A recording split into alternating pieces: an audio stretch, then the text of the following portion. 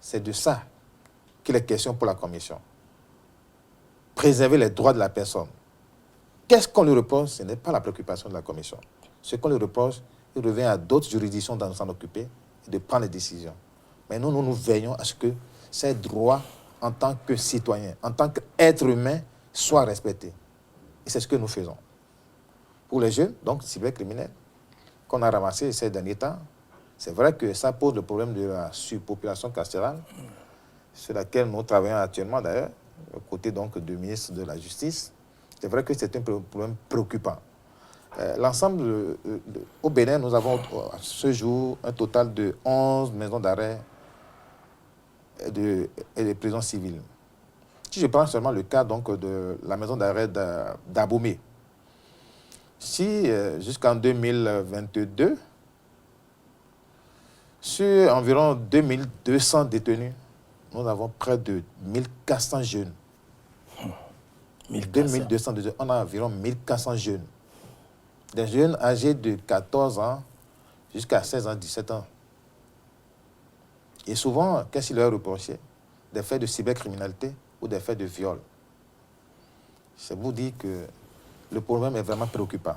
Est vraiment préoccupant et il est de devoir de tous les parents de se remettre en cause par rapport à l'éducation de nos enfants.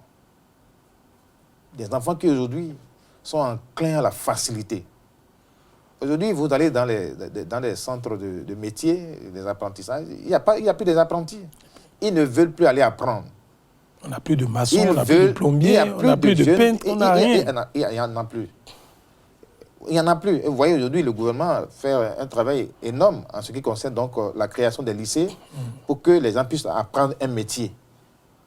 La plupart d'entre eux, ils sont tellement enclins à la facilité, ce qu'on appelle, ils appellent en fond, ou d'autres les appellent les oui. La facilité. Et c'est ça qui fait que nos prisons, maisons d'arrêt sont gorgées de ces jeunes-là. Que faire? C'est vrai que quand vous prenez le PAG 2021-2026, le gouvernement a prévu donc la création d'autres, environ 5 nouvelles prisons civiles. Mais l'idéal dans un État, ce n'est pas de créer ou de construire des prisons. C'est plutôt construire des écoles pour que les jeunes puissent être éduqués. Parce que l'avenir, c'est eux.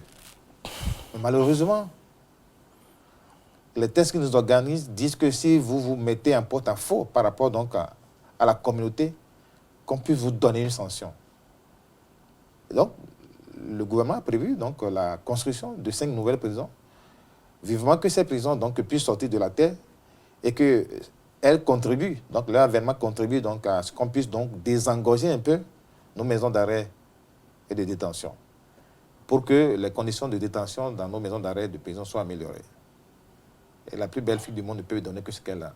Et une fois encore, je dis, il faut que les parents puissent prendre leurs responsabilités, éduquer les enfants, éduquer les jeunes, pour qu'ils comprennent que ce qui n'est pas bon à faire dans un État, il ne faut pas le faire, au risque de se retrouver de l'autre côté, où il n'y a pas la joie.